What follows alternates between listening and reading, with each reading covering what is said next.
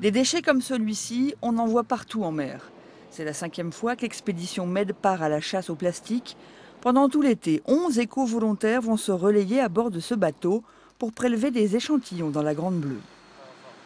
Je ne suis pas là juste pour regarder, mais on participe vraiment à chaque expérience scientifique. On note, on fait les prélèvements. Enfin, c'est ça qui est le plus intéressant. Des prélèvements qui sont effectués grâce à ce filet à l'allure un peu étrange. Ce filet, c'est un filet manta. Donc c'est un filet manta, c'est une maille fine de 330 microns exactement. Et nous sommes en train de pêcher les microplastiques qui sont à la surface de la mer. L'eau de mer est comme tamisée et le résultat est effrayant. Voici ce qui a été récolté en à peine 1 heure de pêche à la traîne. Comme vous avez vu, le plastique dérive et c'est aussi la particularité du plancton, il dérive, donc ils dérivent ensemble. C'est pour ça que les gros animaux s'en nourrissent sans en faire la distinction. Ça passe dans leur système digestif et ce qui passe de leur système digestif dans leur chair reste encore une question de recherche qu'on n'a pas tout à fait élucidée. Mangeons-nous du poisson au plastique? Pour l'heure, on l'ignore encore.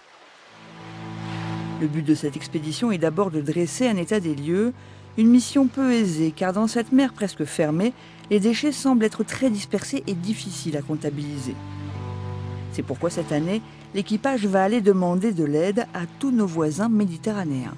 L'idée, c'est qu'in fine, tous ces scientifiques et ces associations qu'on va rencontrer, avec qui on va travailler, on va leur faire des démonstrations, s'approprient un petit peu la problématique de cette pollution et ensuite on puisse collaborer ensemble avec les mêmes outils pour avoir des données intéressantes qu'on puisse croiser, pour avoir vraiment un état des lieux beaucoup plus efficace.